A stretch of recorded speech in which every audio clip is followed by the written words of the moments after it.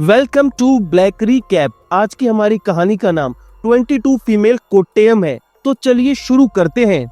कहानी की शुरुआत में हमें नर्स टेसा दिखाई जाती है जो सिर्फ 22 साल की होती है और वो अपने 2 रूममेट्स के साथ रहती है।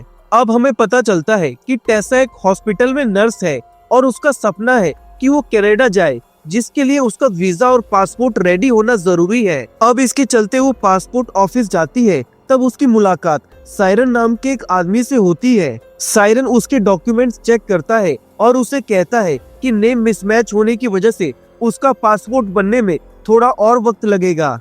अब साथ ही वो उसकी एजुकेशन डिटेल्स को भी अपनी फाइल में अपडेट कर देता है। अब इसके बाद जब टेसा वहाँ से निकल रही होती है और दरवाजा खोलती है, तभी एक आदमी आता है और दरवाजे से टकरा जाता है। अब टेसा तुरंत उससे माफी मांगती है और उसकी पट्टी करती है और यहाँ हमें पता चलता है कि उस आदमी का नाम डे है और वो सायरन का बॉस है। खैर, अब इसके बाद टेसा घर वापस आती है और देखती है कि उसके फोन पे उसकी सिस्टर लीजा का एक मैसेज आया है जिसमें लिखा होता है कि उसके लिए एक सरप्राइज है। अब वो सोचती है कि सरप्राइज में क्या होगा। खैर, अब इसके बाद वो अपने बेड पर जाकर बैठती है और तभी उसकी एक दोस्त जिसका नाम जिंसी है वो उससे कहती है कि उसका पासपोर्ट रेडी हो गया है और अब वो कनाडा जा सकती है। अब टेसा उसे कांग्रेचुलेट करती है पर खुद थोड़ा उदास हो जाती है क्योंकि उसका पासपोर्ट अभी तक रेडी नहीं हुआ है। तब जिंसी उससे कहती है वो अपने बॉयफ्रेंड से बात करेगी और उसका पासपोर्ट भी जल्दी बनवा देगी।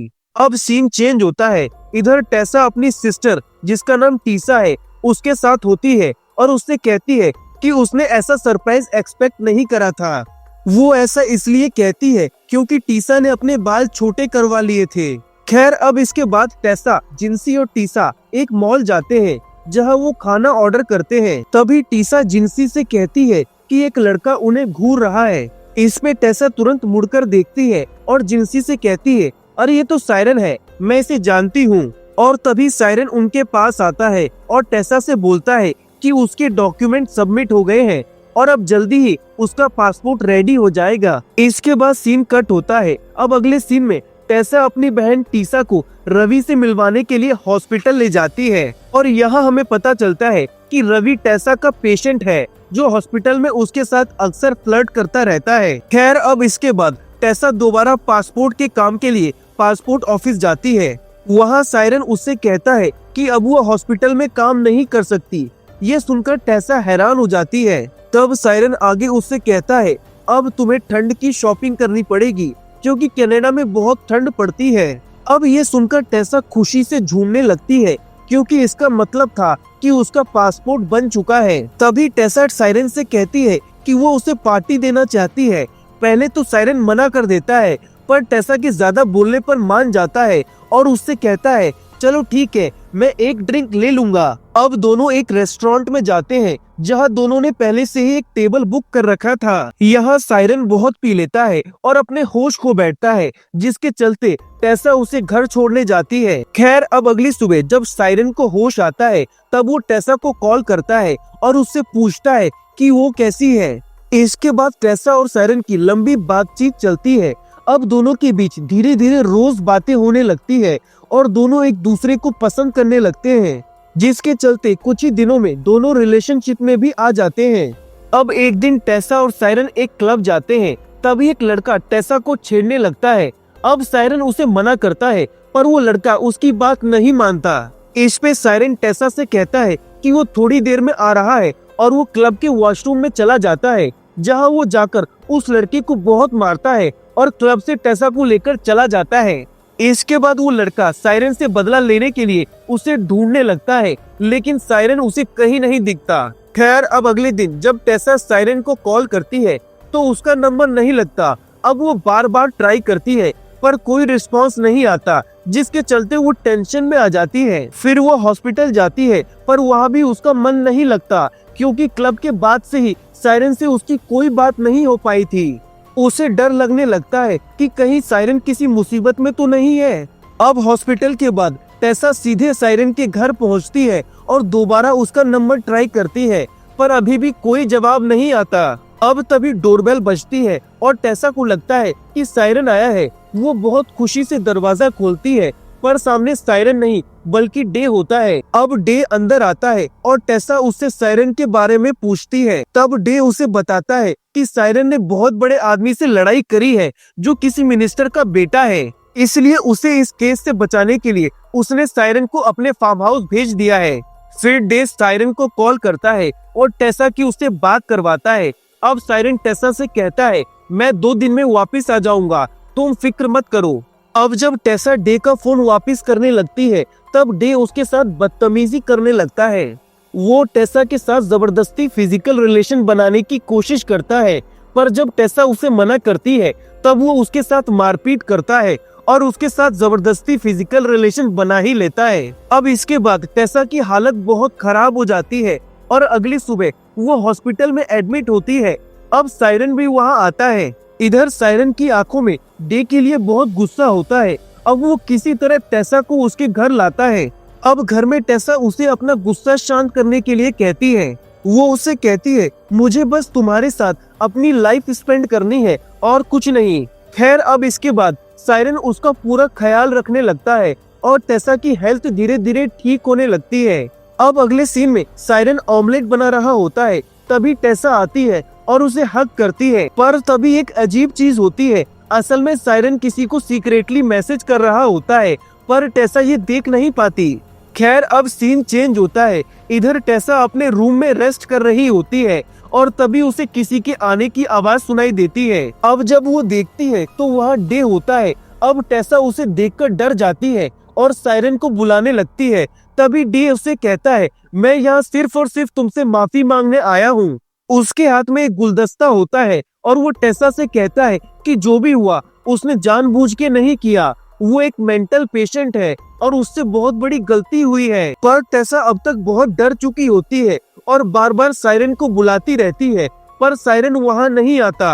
अब इसी दौरान डे की हैवानियत फिर से जाग जाती है और वो टेसा के साथ फिर से गलत काम कर लेता है। अब ये सीन यही कट होता है। अब अगले सीन में हमें कुछ ऐसा पता चलता है जिससे बहुत बड़ा झटका लगता है। इधर सायरन डे से मिलता है और उससे कहता है, पहली बार तो तुमने पैसे दिए थे टेसा के साथ गलत करने के लिए, पर दूसरी बार उसके साथ ऐसा क्यों किया? इस पर डे कहता है, मैंने तुम्हें इतने पैसे दिए हैं सायरन, तुम्हें तो इस बात से कोई फर्क नहीं पड़ना चाहिए। तब सायरन कहता है, कोई और लड़की होती तो यहाँ से चली जाती, पर टेसा यहाँ से जाना नहीं चाहती। उसके मन में ये है कि आगे किसी और लड़की के साथ ऐसा ना हो, इसलिए वो तुम्हें सजा दिलवाएगी। ये सुनकर डे डर जाता है और सायरन से कहता है, टेसा को मार दो, मैं तुम्हें और ज्यादा पैसे दूंगा। और अब सायरन हंसते हुए वहाँ से निकल जाता है। अब सायरन और टेसा एक रेस्टोरेंट में होते हैं, तभी सायरन उसे वहाँ छोड़कर चला जाता है। अब उसके तुरंत बाद पुलिस वहाँ आती है और टेसा को अरेस्ट कर लेती है। अब पुलिस टेसा का बैग चेक करती है और उन्हें ड्रग्स मिलता है। ये देखकर खुद टेसा भी हैरान हो जाती है। वो पुलिस को समझाने की कोशिश करती है और कहती है, ये मेरा नहीं है, पर पुलिस उसकी बात नहीं सुनती। अब टेसा सायरन को आवाज लगाती है, पर सायरन पलटकर भी नहीं देखता। तभी टेसा को समझ आ जाता है कि ये सब सायरन का ही प्लान था। इधर टेसा को अरेस्ट कर लिया जाता है। अगले सीन में टेसा की फ्रेंड्स उसे बचाने की बहुत कोशिश करती है, पर कोई भी उसे बचा नहीं पाता। अब जेल में टेसा एक और लड़की से मिलती है जिसे भी ड्रग्स के केस में अरेस्ट करा गया था। अब खैर जेल में जेलर टेसा को बताती है कि उसे अपनी सेल सुनंदा नाम की एक औरत के साथ शेयर करनी पड़ेगी। जेलर उसको ये भी कहती है कि सुनंदा यहाँ की सबसे खतरनाक इंसान है और वो सीनियर भी है, तुम्हें उसके साथ अच्छे से बर्ताव करना पड़ेगा। साथ ही जेलर ये भी कहती है कि वो प्रेग्नेंट भी है, इसलिए तुम्हें उसका ख्याल भी रखना होगा। इसके बाद टेसा अपने कपड़े और बर्तन उठाती है और सुनंदा की तरफ बढ़ती है। अब टेसा अपनी सेल में जाती है जहाँ सुनंदा काफी गुस्से में रहती है। जब टेसा एक कोने में चुपचाप बैठी होती है तब सुनंदा उसके पास आती है, उसे उठाती है और उससे अपने पैरों पर मसाज करवाने लगती है। सुनंदा जो भी बोलती है टेसा शांति से वही करती है। अब टेसा रोने लगती है, तभी सुनंदा उसके पास आती है और उसे उठाकर पूछती है, क्या तुमने सच में कोई क्राइम करा है? इस पर टेसा तुरंत मना कर देती है। तब सुनंदा उसे कहती है, मुझे पहले से ही पता था कि तुमने कुछ नहीं करा है, क्योंकि तुम्हारी आंखों में सच्चाई दिखती है। खैर अब सीन चेंज होता है। अब एक डॉक्टर सुनंदा का चेकअप करने जेल आता है। वो सुनंदा के कुछ टेस्ट करने के लिए कहता है और टेसा को बाहर बुला लेता है। बाहर डॉक्टर टेसा से कहता है सुनंदा की प्रेगनेंसी में काफी कॉम्प्लिकेशंस है, उसे जल्दी हॉस्पिटल शिफ्ट करना होगा, तब तक तुम्हें ही उसका ख्याल रखना होगा। इसके बाद जब टेसा अपने सेल में वापस आती है तब सुनंदा उससे पूछती है क्या मैं मरने वाली हूँ। सुनंदा आगे ये भी कहती है कि उसे पता है कि उसकी प्रेगनेंसी कॉम्प्लिकेटेड है। वो टेसा से रिक्वेस्ट करती है कि अगर मुझे कुछ हो जाए तो प्लीज मेरे बच्चे को बचा लेना। तब टेसा उसे दिलासा देती है और कहती है तुम्हें कुछ नहीं होगा और तुम्हारे बच्चे को भी, मैं हमेशा तुम्हारे साथ हूँ। उसके बाद टेसा सुनंदा को बाहर गार्डन में ले जाती है और उसका पूरा ख्याल रखती है। अब टेसा सुनंदा के साथ बैठी होती है, तभी सुनंदा उससे पूछती है क्या जिस आदमी ने तुम्हें फंसाया उसका नाम सायरन मैथ्यू है। अब ये सुनकर टेसा बहुत हैरान हो जाती है और अब वो घबराकर सुनंदा से पूछती है तुम्हें ये सब कैसे पता। तब सुनंदा कहती है सायरन वैसे तो इतना फेमस नहीं है पर एक स्पेशल सर्कल में उसका बहुत बड़ा नाम है। वो 4 साल पहले कोचीन आया था और वहाँ लड़कियों की डीलिंग करता था। सुनंदा आगे उसे बताती है उसकी लास्ट डीलिंग में एक मलयाली नर्स थी और वो और कोई नहीं बल्कि तुम ही थी टेसा। अब ये सुनकर टेसा के पैरों तले जमीन खिसक जाती है। उसे समझ नहीं आ रहा था कि सायरन ने उसके साथ ऐसा कैसे किया, जबकि वो तो सायरन से सच में प्यार करती थी। फिर सुनंदा डे के बारे में भी उसे बताती है और कहती है वो एक बहुत बुरा आदमी है, उस पर ऑलरेडी कई सारे केसेस चल रहे हैं। अब ये सब सुनकर टेसा और ज्यादा हैरान हो जाती है। उसे समझ नहीं आ रहा था कि अब वो क्या करे जिससे वो वहाँ से बाहर निकल सके। खैर अब सीन चेंज होता है। इधर टेसा के लिए एक लेटर आता है जो रवि ने भेजा होता है। अब टेसा लेटर को पढ़ती है और उसमें लिखा होता है कि मैं अब आईसीयू में शिफ्ट हो गया हूँ और तुम्हें बहुत मिस करता हूँ। तुम बहुत अच्छे इंसान हो जो सबका ख्याल रखती हो। मैंने अपनी प्रॉपर्टी का आधा हिस्सा तुम्हारे नाम कर दिया है। मैं चाहता तो पूरा तुम्हारे नाम कर सकता था, पर अगर मैंने ऐसा किया तो तुम्हारे दुश्मन और बढ़ जाते, इसलिए मैंने आधा ही करा है। फिर वो आगे लिखता है तुम अपनी जिंदगी जेल में बेकार मत करना, तुम्हें जेल में और कुछ सीखना चाहिए और काम करना चाहिए। लास्ट में रवि लिखता है दुनिया तुम्हारे जैसे लोगों की वजह से ही खूबसूरत है और मैं तुम्हें हमेशा मिस करूंगा। अब ये सब पढ़कर टेसा बहुत भावुक हो जाती है। खैर अब सीन चेंज होता है। इधर सुनंदा को बहुत पेन होने लगता है। तब टेसा तुरंत जेलर को हेल्प के लिए बुलाती है। इधर जेलर हॉस्पिटल कॉल करने की कोशिश करती है पर कॉल नहीं लगता। टेसा जल्दी करने को कहती है पर डॉक्टर्स नहीं आ पाते। अब चूंकि टेसा खुद एक नर्स होती है इसलिए वो खुद ही सुनंदा की डिलीवरी करने लगती है। काफी टाइम बाद डॉक्टर्स वहाँ पहुँचते हैं और देखते हैं कि सुनंदा और उसका बच्चा दोनों सेफ है। ये देखकर सब बहुत खुश हो जाते हैं। अब टेसा से जेल में उसकी बहन मिलने आती है। तब टेसा उसे तसल्ली देती है और कहती है फिक्र करने की जरूरत नहीं है। वो उससे आगे बोलती है कि जो एडवोकेट हमें दिया गया है उसकी डिटेल्स लेकर उनसे मिलने जाओ। इसके बाद टेसा वापस सेल में आती है और सुनंदा से बात करती है और बोलती है कि वो उन दोनों अपराधी को मारना चाहती है। अब ये सुनकर सुनंदा जोर से हंसने लगती है, पर जब वो देखती है कि टेसा बिल्कुल सीरियस है तब वो उसे बताती है कि उसका एक दोस्त है जिसका नाम दिनेश है जो उसकी इस काम में मदद कर सकता है। खैर अब कुछ दिनों बाद टेसा की सजा खत्म हो जाती है और वो जेल से छूट जाती है। अब जेल से छूटने के बाद वो सुनंदा के दिए गए एड्रेस पर जाती है और दिनेश से मिलती है। पर जैसे ही टेसा दिनेश को देखती है वो एकदम हैरान रह जाती है। असल में दिनेश उसकी दोस्त जिंसी का बॉयफ्रेंड होता है। तब वो मुस्कुराता है और उससे कहता है सुनंदा मेरी बहुत अच्छी दोस्त है और मैं तुम्हारी जरूर मदद करूंगा। अब वो टेसा को समझाता है कि जिन लोगों को वो मारना चाहती है उनकी मौत एकदम नेचुरल लगनी चाहिए। अब ये लोग सबसे पहले डे को मारने का एक प्लान बनाते हैं। अब इधर डे एक लड़की के साथ जंगल की तरफ जाता है। अब थोड़ी देर बाद वो अपनी कार रोकता है और एक घर के अंदर चला जाता है। पर जैसे ही वो अंदर जाता है उसे और भी लोग दिखाई देते हैं। अब ये सब देखकर वो बहुत डर जाता है। असल में ये सब टेसा का ही प्लान था। खैर इधर डे घबराकर वहाँ मौजूद लोगों से पूछता है ये सब क्या हो रहा है, और तभी उसकी नजर टेसा पर पड़ती है। अब वो तुरंत उससे माफी मांगने लगता है और बोलता है मैं एक मेंटल पेशेंट हूँ और तुम तो एक नर्स हो, तुम्हें मेरी मदद करनी चाहिए। तब टेसा मुस्कुराते हुए कहती है, हाँ हाँ बिल्कुल, तुम्हारी मदद करना तो मेरा फर्ज है और मौत ही तुम्हारा इलाज है। अब वहाँ मौजूद लोग डे का हाथ बांध देते हैं। फिर ये लोग एक सांप डालकर उसके पैर बांध देते हैं। अब थोड़ी देर बाद वो सांप उसको काट लेता है। इसके चलते डे तड़पने लगता है और धीरे धीरे उसकी मौत हो जाती है। अब ये सब देखकर टेसा सुकून की सांस लेती है। फिर वो वहाँ से चली जाती है। अब टेसा सायरन की तलाश में निकलती है।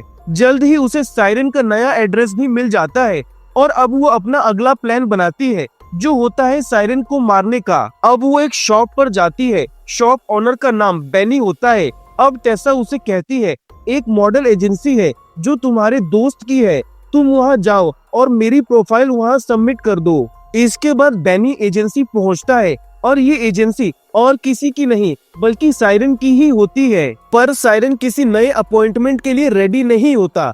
अब बेनी के बोलने पर वो फाइनली मान जाता है। अब अगले सीन में सायरन के घर की डोरबेल बजती है। जब वो डोर ओपन करता है तो उसके सामने टेसा खड़ी होती है, पर इस बार टेसा एकदम शांत होती है। सायरन उसे अंदर आने को बोलता है और ऊपर चलने को बोलता है।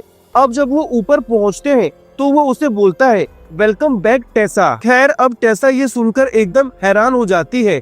उसे लगा था कि सायरन को कुछ याद नहीं है, पर तभी अचानक से सायरन उसे जोर से धक्का देकर चेयर से गिरा देता है और थप्पड़ मार देता है। अब वो गुस्से में उसे बोलता है, तुम्हें क्या लगा था कि मैं तुम्हें पहचान नहीं पाऊंगा? अब वो गुस्से में उसे कहता है, तुम्हें क्या लगा था कि मैं तुम्हें पहचान नहीं पाऊंगा? पर तभी टेसा रोते हुए सायरन को हग कर लेती है। अब वो उससे कहती है, मैं तुम्हारे बिना नहीं रह सकती हूँ। अब ये सुनकर सायरन एक पल के लिए कंफ्यूज हो जाता है। फिर वो उसे अंदर रूम में ले जाता है। इसके बाद सीन कट होता है।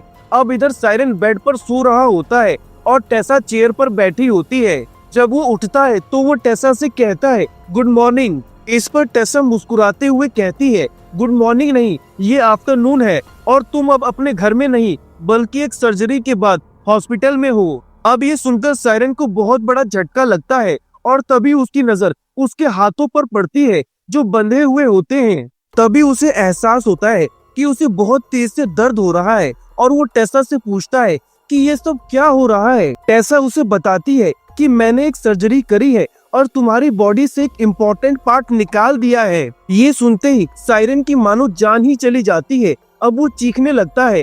तब टेसा आगे बोलती है, मुझे पता है कि तुम्हें बहुत दर्द हो रहा होगा, पर तुम मरोगे नहीं। मैंने सिर्फ ऐसा इसलिए करा ताकि तुम किसी और की लाइफ बर्बाद ना कर सको।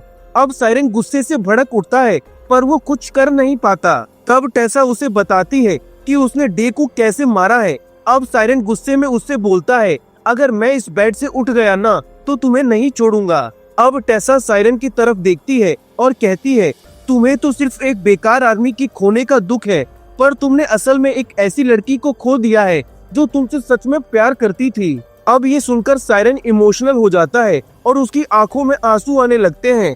तब टेसा उससे कहती है, अगर तुम्हें अभी भी मुझसे बदला लेना है तो तुम मुझसे कनाडा आकर मिल सकते हो। और फिर वो वहाँ से निकलने लगती है। तभी सायरन पीछे से कहता है, मैं जरूर आऊंगा जब भी मेरा मन करेगा। और इसी के साथ कहानी खत्म हो जाती है। अगर आपको ये एक्सप्लेनेशन अच्छा लगा तो प्लीज लाइक कीजिए। कोई इशू लगा तो कमेंट करके जरूर फीडबैक दीजिए। Thank you very much.